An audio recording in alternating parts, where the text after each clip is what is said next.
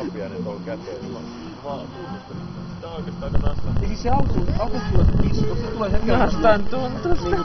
Se kipu.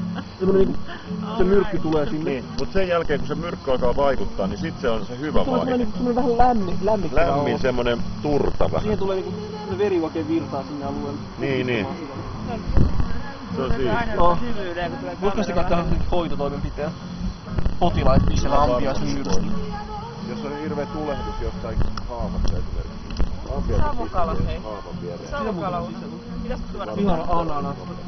Körkkäri. Mä lähden keneksi. There's more mine. Okay.